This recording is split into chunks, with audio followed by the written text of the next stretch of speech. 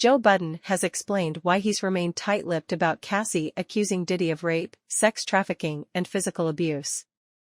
During the latest episode of the Joe Budden podcast, the former Slaughterhouse rapper laid out the myriad of reasons he has yet to speak on the matter, a decision he's faced backlash for considering his usually opinionated takes on hot-button topics.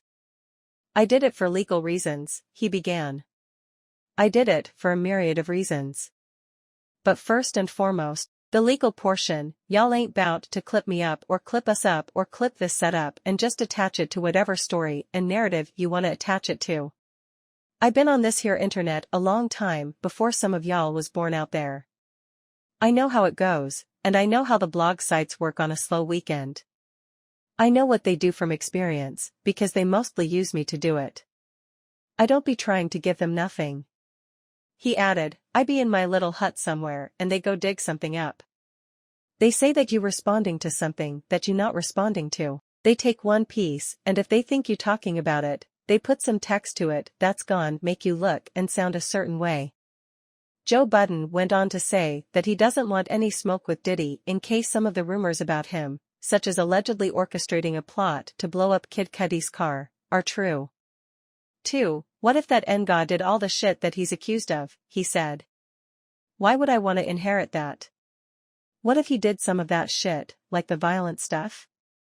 Sound like a headache. Don't sound like the risk is worth the reward to me. Budden also said he didn't feel it was the right time to speak on the lawsuit, which has since been amicably settled, as it would be insensitive towards Cassie. 3. In the event that some people did not believe all of the things that Cassie had to say in that civil suit, I don't think the last week was a good time to say that, he said. That seems foul and flagrant and insensitive. That don't seem like something a responsible broadcaster would do.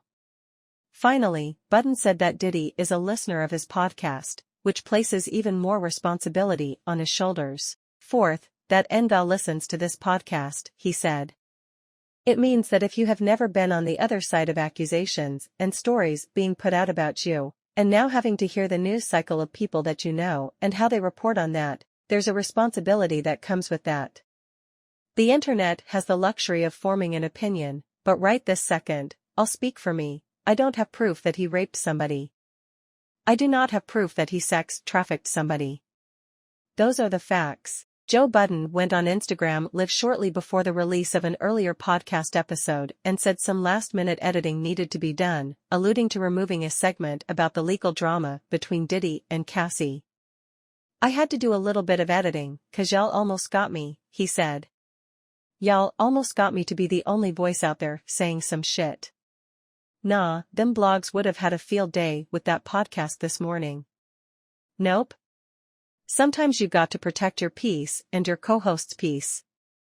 I ain't playing with y'all. He did address the lawsuit in the episode, but skirted around saying anything direct about the former couple, instead commenting, I don't feel like I need to come in here and have word vomit about my discernment when it comes to evil shit in the industry. Joe Budden's former co-hosts, Rory and Mel, seemingly took shots at him on their own podcast earlier this week in an episode titled We're Not Afraid to Talk About Diddy. Stop acting like y'all don't know what's going on, y'all don't see what's happening, Mel said. Everybody got these fucking platforms and wanna sit down and talk about everything else under the moon. Talk about the real shit. People are scared to talk about the real shit because their shit gotta come out too. A lot of people got a lot of shit in their closet. He added, you can talk freely when you ain't got no skeletons hanging up and you ain't got no sick shit going on. But when you got some shit, you be like, oh, I don't know if I want to be the one to address that because they might find out about my little